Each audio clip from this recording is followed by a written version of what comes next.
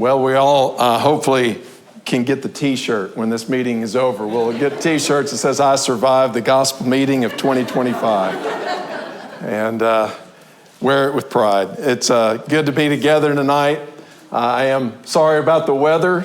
Nothing any of us can do about that, but it'll be a memory that we'll all hold dear for years to come.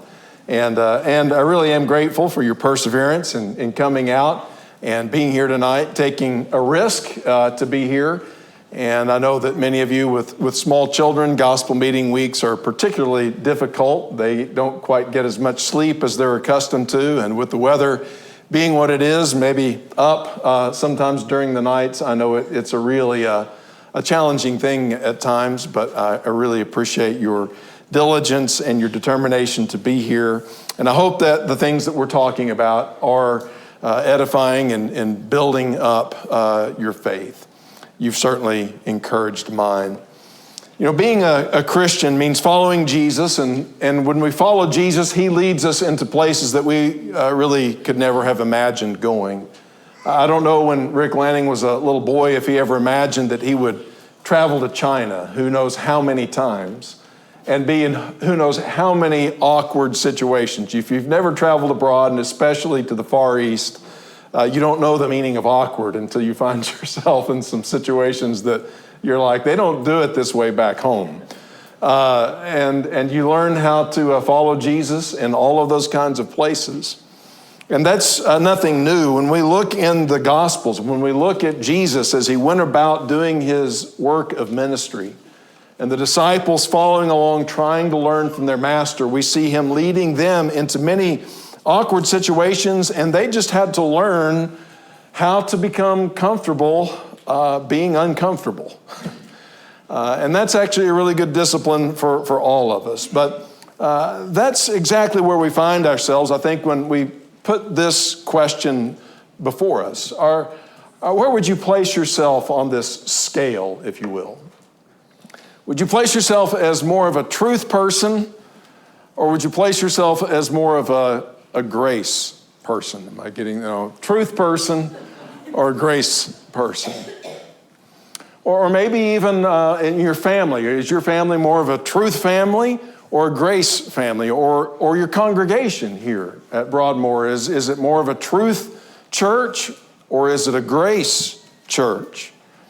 And when we ask that kind of question, it almost does feel like there's a little bit of tension in that, isn't there?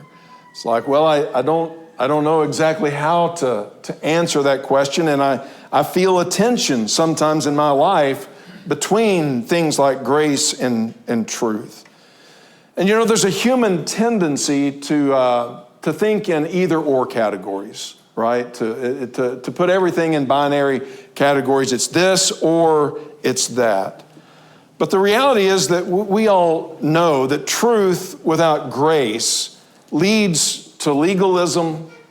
And by legalism, I specifically mean the idea that we're justified before God on the basis of the good things that we do, our ability to keep God's law. And if we can keep it good enough, then we sort of earn God's approval, that he kind of looks at us and he smiles and says, that's my boy, that's my girl, because they do it the right way. They've got their act together. And because they have been so obedient and are so faithful, and they're so good at following the truth that I have revealed to them, that maybe I can bestow upon them a little bit of grace. And that sort of legalism is something that can happen when we lean in the direction of truth and we lean away from the idea of grace. It sometimes also brings out of us a bit of harshness, where we sort of gravitate toward the sterner attributes of God and of his determination to punish the wicked. And we recognize that. We sort of stand on that. And we lean away from the softer, as it were, maybe attributes of God and his mercy, his kindness, his long suffering. Or maybe we lean toward the idea of again, judgment and judgmentalism that can sometimes come when we are on the polar extreme of truth without grace. We certainly see this as something revealed in the Gospels, don't we? In the sect of the Jews that we call the Pharisees. The Pharisees were very much on the truth end of the pole. They were in the truth end of the spectrum.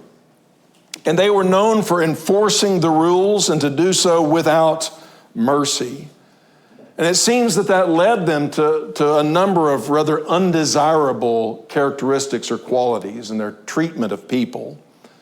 They often became hypocritical, and I think that's something that can happen when we're all truth and we minimize grace. Because we start thinking, well, because I'm not able to actually live up to all the standards that I know I should, I start selecting specific standards that I can live up to and sort of kind of minimize the other. And the things that I'm doing really well at, the level of truth that I'm able to live up to, I feel really good about myself, and I find somebody else who's not able to live up to that standard as well as I do, and I look down on them. And I begin to have this judgmental attitude, and I can't see the plank in my eye for trying to pick out the specks in other people's eye. And it tends toward us prioritizing things like sacrifice over mercy, which Hosea 6 and verse 6 tells us is the polar opposite of the way God looks at things. He desires mercy, not sacrifice, a statement that Jesus repeats twice in his interactions with the Pharisees, telling them that they would not have made the interpretive errors that they made and judged him and his disciples wrongly if they had understood that principle. So all of those are things that can happen when we are truth people and we minimize grace. But it's not just that. We could go to the other extreme and we could say, no, I'm all about grace. I'm all about mercy and loving kindness and patience and truth. Doctrine divides. Truth is it's just problematic, so let's just steer away and minimize truth. And when we do that, we fall into relativism, where there really is no right and wrong, where there is no truth and error, where there is no standard that we should seek to live up to. And we become very permissive in our attitudes, and it becomes just a very anything goes atmosphere. There's no standards, there's just acceptance and affirmation. And many of the problems that grow out of that, I think, are pretty clear. One is you really can't grow in that environment. There's nothing to aspire to that would call you to a higher calling, to live at a better level, a higher level than what you're living right now. If I'm just okay, just the way I am, and God doesn't look upon me with any expectation of change, that I could grow into more of the ideal of what I should become, then we just get stuck where we're at. And that's no good place to be. It also erodes social cohesion as everybody follows after the leading of their own heart. There was no king in Israel, and everyone did what was right in his own eyes. And the whole society just unravels where there is no truth standard, agreed upon morals that people are striving to live up to. So we see that there are problems when we go to either extreme of this scale. But we might ask the question of why do we have the tendency to go to one of these two places? And it seems like people, all of us, human nature seems to gravitate in one direction or the other. I think there's 2 or 3 reasons why that might be the case. It has something to do, I think, with just the personality type that we have. Some of us, just by nature, are more open to experience, and we're just kind of ready to try anything and whatever. I'll give it a shot. Never say never. And then others of us are much more law and order, cut and dried, black and white by personality type. And so we maybe gravitate in one direction or the other based on that. Or maybe it's because of our family of origin or our church of origin. Maybe we grew up in a very, very truth-oriented family or truth-oriented church, and we're just like, yeah, that's the way, and we're going to continue that. We're going to kind of minimize that grace thing, and we're going to make truth our banner, and that we're going to hold up and march under. Or maybe we're on the other side of that, and we grew up in a rather permissive home or a church that was just all about grace, all about acceptance, all about affirmation, never correction of any sort, and we kind of like that, and so we want to continue in that path. Or often, and you may have seen this too, it's like we grew up with one and we careened into the opposite direction. Had a really bad church experience where there was all truth and no grace.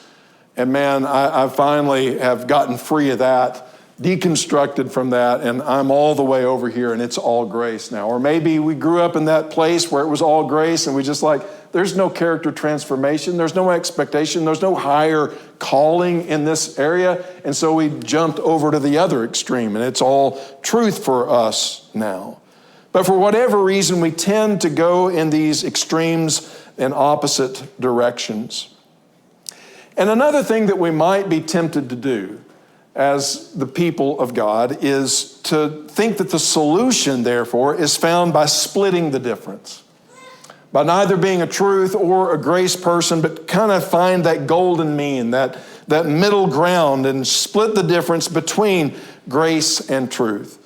But as Jesus followers, I don't believe that we're called to any of those three options, not to be grace only or truth only, or to find the middle ground between them, but for something else altogether. As Jesus followers, we're called to something unique. And I like to introduce this idea by looking to John chapter 1, where John begins to write his gospel with that famous prologue. And John may have been the last of the four gospels written, not 100% sure about that, but at any rate, at some point in his life, he realized that it was necessary for him to record, by God's inspiration and guidance, the life of Jesus, and to do so in a perspective that was a little bit different from that of Matthew, Mark, and Luke. And he starts with the idea of Jesus being the Son of God, the Word, the very Word of the Father that was with the Father in the beginning, and that from the beginning was God, but then came into this world and tabernacled among us. And John says, we beheld his glory. So the Word became flesh in John 1:14. God became flesh, and we beheld his glory. We saw his glory. John was like, when he says we there, the pronoun we is like, we were there. We saw Jesus. We walked with the Lord, and we saw glory, and it was the glory of the one and only Son, the one who had come to us from the Father. And then notice what he says, and he was full of grace and truth. Isn't that amazing?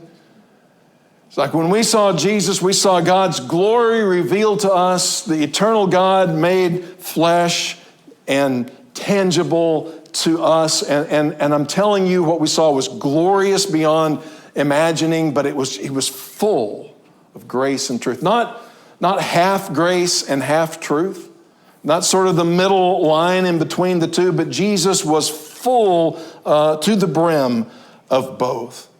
And he goes on in verses 16 and 17 to say that out of his fullness, we have received grace in place of grace already given. For the law was given through Moses. Grace and truth came through Jesus Christ. He's not saying that there wasn't any truth in the law of Moses or any grace in the law of Moses. The law of Moses had lots of truth and lots of grace, but it came into its own. It came into its full embodiment in the person of Jesus Christ. And we saw him full of grace and truth. And so Jesus is that full embodiment, and he's not a caricature. Jesus, as we look through the Gospels, see him refusing to be either seen as purely that stern and austere judge who is always looking down his nose at other people and finding fault and criticizing. But he's also not that permissive friend who's just like, you do you, whatever. Anything goes, man. That neither of those are the Jesus that is set before us in Scripture, which is good news. But it also creates a tension that we sometimes find uncomfortable. And our temptation is to resolve the tension between grace and truth as it's embodied in Jesus by either maximizing one and minimizing the other, or maximizing it and minimizing the former. But if we're going to be followers of Jesus, He's going to lead us into places where there's a tension that we can't resolve by flattening one out and accentuating the other or going the other way around. We have to simply follow Jesus full on, grace and truth, because if we let go of either ends of this, we're going to lose something that's absolutely vital. Let me give two illustrations of this in Jesus' life that I'm trying to describe. The first is in the call of Matthew, the tax collector, to be a follower of Jesus. You remember that he tells him, Matthew, come and follow me, and Matthew does. He leaves everything behind to follow Jesus, and I wonder what the others who are following Jesus are thinking when they hear Jesus call a tax collector to become one of his disciples. Because as you probably know, tax collectors, they're perhaps still not too highly thought of today, but they were at a whole nother level in Jesus' day. These were people who not only were compromised in their association with Rome, they worked for Rome. They were considered complete traitors. I'm told that they rarely went out in public without some kind of protection because there was a good likelihood that they would get stabbed in the back. They were so despised and hated, and they had made this compromise to work as tax farmers for the Roman government, and this was just too much for the Jews to comprehend. But yet Jesus calls one of these to come and follow him. I mean, that's grace. That's fullness of grace. And it gets worse because I'm sure the disciples were a little bit put off by this and unsure about it. This is an awkward situation. Jesus, what's this going to do to your reputation when everybody sees that one of your disciples, one of your followers is a tax collector? And Jesus says, well, wait till we get to his house and the party gets started, where he's invited all of his tax collector friends and all the sinners to come and have a banquet with Jesus as the guest of honor. And so they get to Matthew's house, and they're there enjoying some conversation as Jesus is talking to the tax collectors and sinners, and the Pharisees know about this, and they're standing out there on the outside. And they raise the question, why does your teacher, why does your rabbi eat with tax collectors and sinners? And Jesus, I can sort of imagine him responding by saying, well, tell them out there that those who are well don't need a physician, but those who are sick. And those that are sitting there at the table are like, well, we really appreciate the grace that you're trying to include us among your neighbor, but did you just call us sick? And Jesus is kind of like, yeah, well, you really are. And they're like, okay. And then he says, I didn't come to call the righteous, but sinners to repentance. And they're like, are you saying that we're sinners? And Jesus is like, yeah, I mean, you're known as the tax collectors and the sinners. And they're like, yeah, you kind of got us there. And he's speaking the truth to them, that the life that they've been living, the path that they've been on, needs correction, needs to change. They can't stay where they are, but that doesn't mean that he won't find them where they are. That he doesn't love them in their lost state, that they have wandered far from the Father's house, but he's willing to go out there and bring them home. And so in his unbounded grace, he reaches out to the boundaries and beyond the boundaries, beyond the borders, to reach out and pull into God's household and family those who were far from God and stranded in sin. Not in order that he could leave them in their sin, but in order that he could bring them into his fold, into his orbit, and show them a better way. But there's another story that finds its way at some point into the Gospel of John that is such a powerful illustration of this that I love to talk about it. It's in John chapter 8, and beginning in verse 3. You, no doubt, are familiar with this story. But the context of it is really important. The teachers of the law and Pharisees, these are our truth people, truth to the neglect of grace. They brought a woman caught in adultery. This is a humiliating, this just telling this story, though it ends in a rather remarkable story of redemption, is one of those awkward places that we find ourselves as Jesus followers constantly in. She's just been caught in the act of adultery and drug, and I don't even know what state of dress she's in or anything like that, but they drag her out into this public place, and they stand her before the group, and they say to Jesus, "Teacher, Rabbi, this woman was caught in the act of adultery." This is not our supposition. There's no question of her guilt. And in the law of Moses, the truth, it commands us to stone such women. Now, what do you say? Isn't it interesting that they seem to really not have any interest in the woman? This is all about wanting to trap Jesus, who they regard as their enemy, in a story that they think is going to derail the effectiveness of his ministry. They think they have found a way to discredit this teacher. This teacher who is so full of grace and truth that it seems like all sorts of people are drawn to him. And they think that they have caught him on the horns of a dilemma here, because if he goes along with the law of Moses and he has her stoned, then they're going to say, well, where's his grace?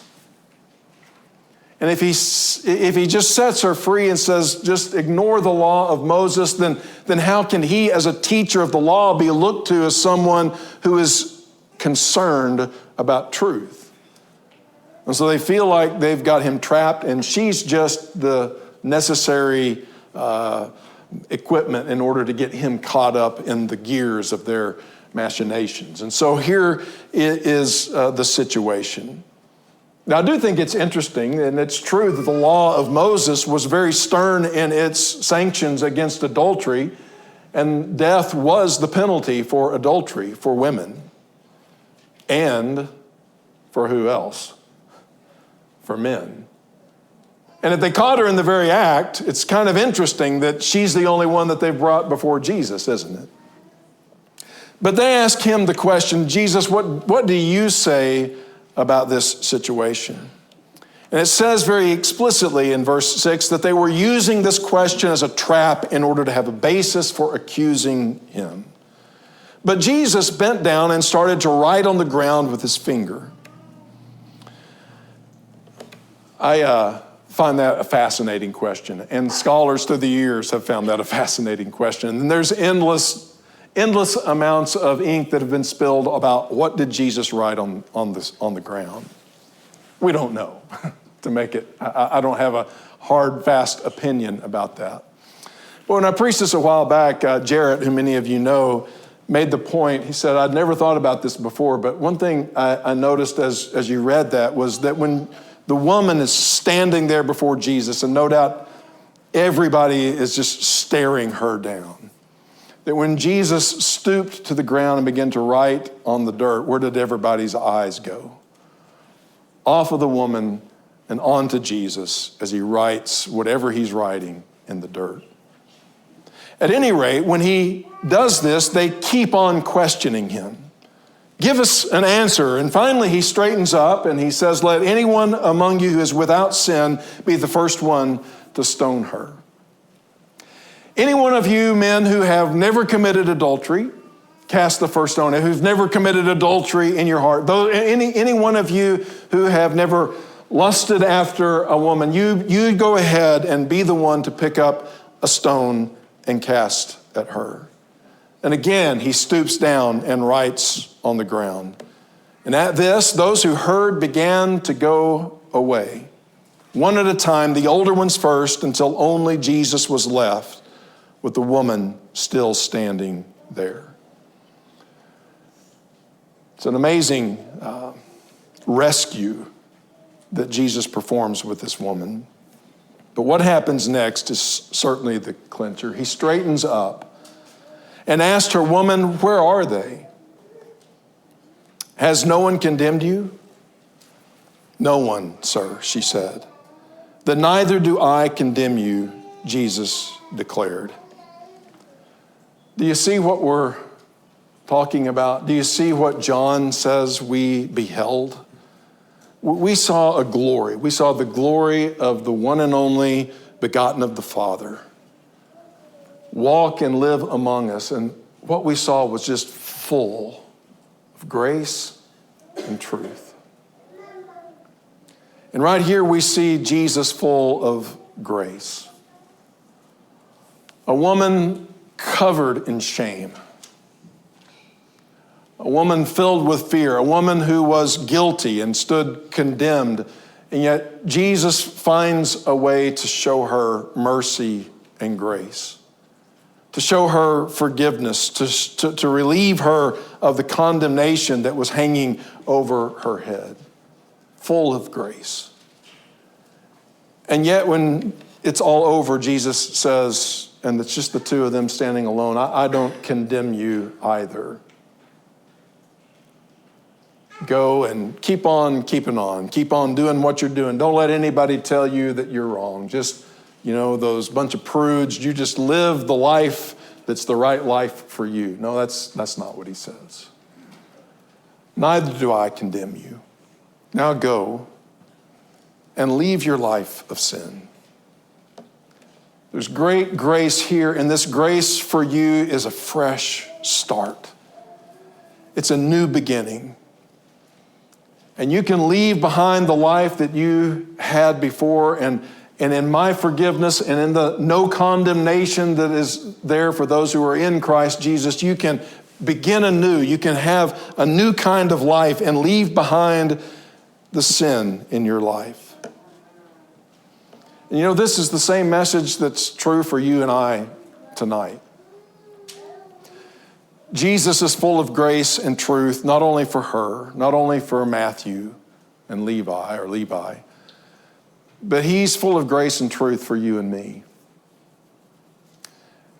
There's never going to be anyone who's going to tell you the truth as straightforward and plainly as Jesus does. And you see it in no place else like you see it at the cross. And the very fact that Jesus is on the cross is in essence him speaking truth to us and saying to us, this is what you deserve. This is the crushing weight your sin deserves. You're a sinner, and your sin is so bad you deserve condemnation. You deserve to die. You deserve to die the way that I'm dying on this cross. And a lot of us, we don't like to hear that. We don't want to believe that could really be the truth about me, that I deserve this kind of judgment. But Jesus looks at us from the cross and says, this is what you deserve.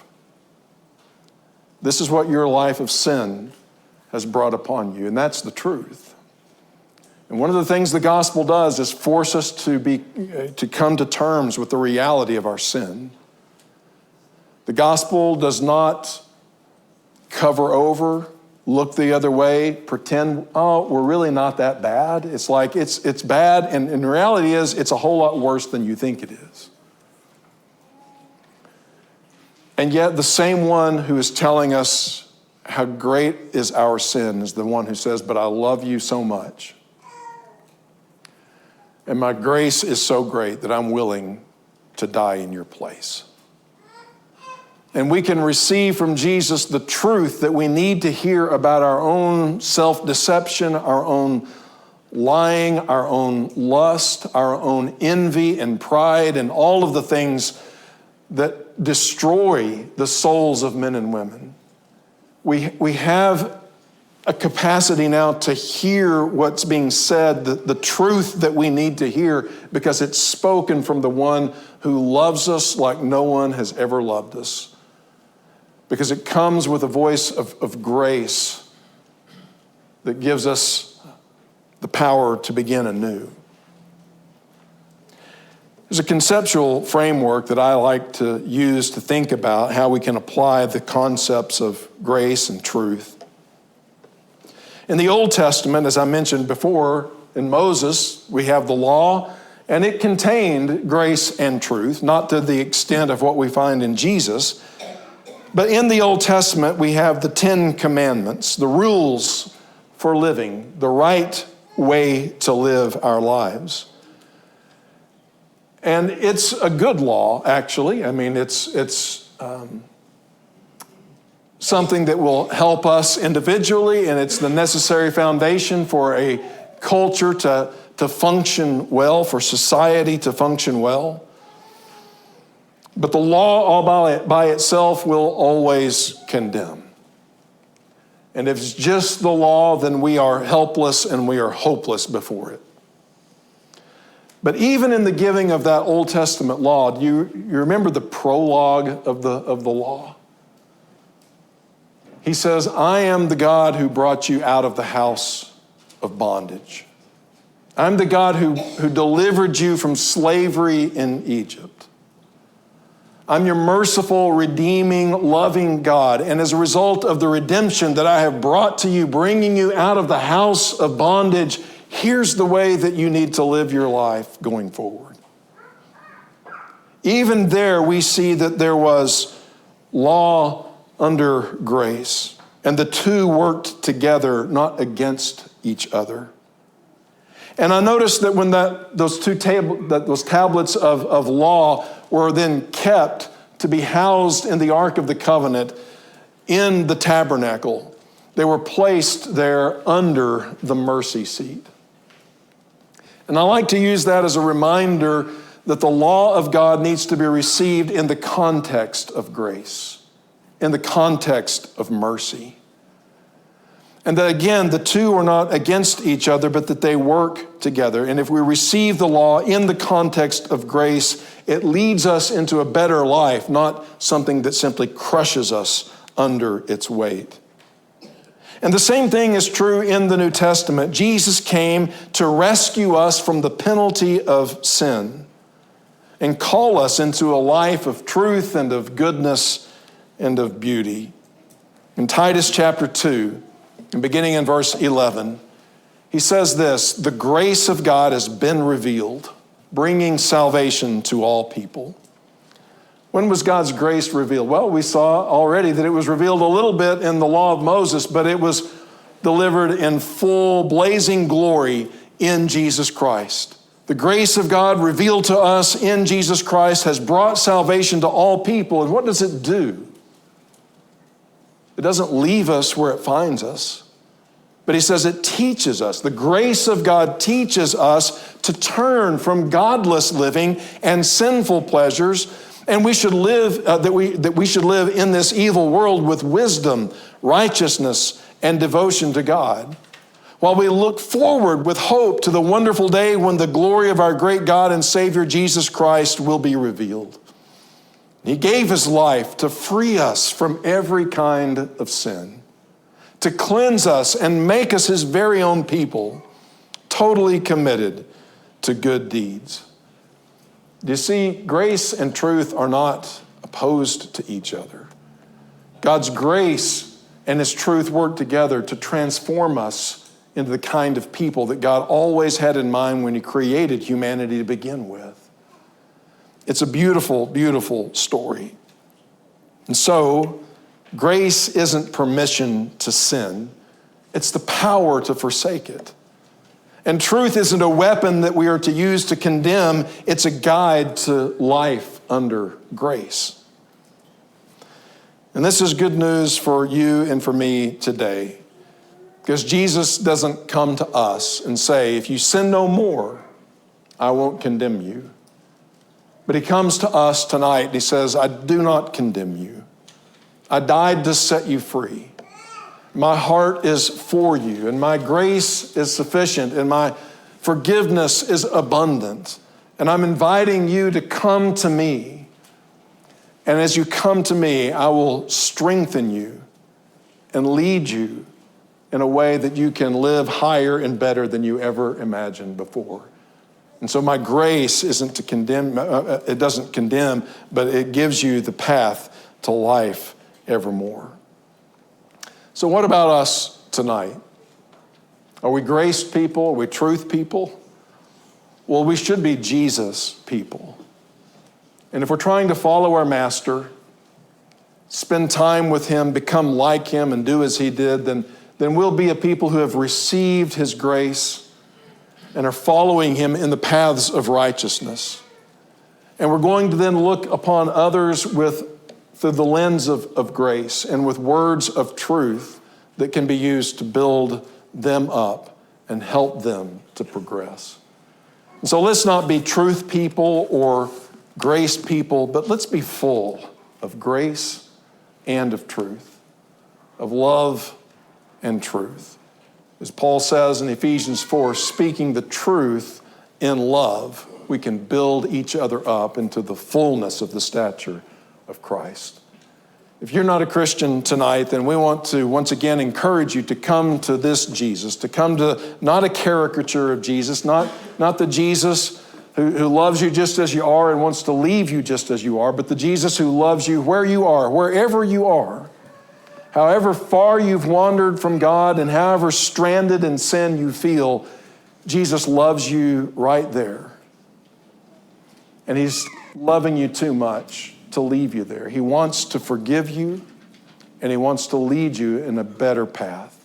Would you like to come to him tonight, confess his name, be united with him in baptism, and raised to that newness of life? If we can help you in any way, let us know while we stand and sing.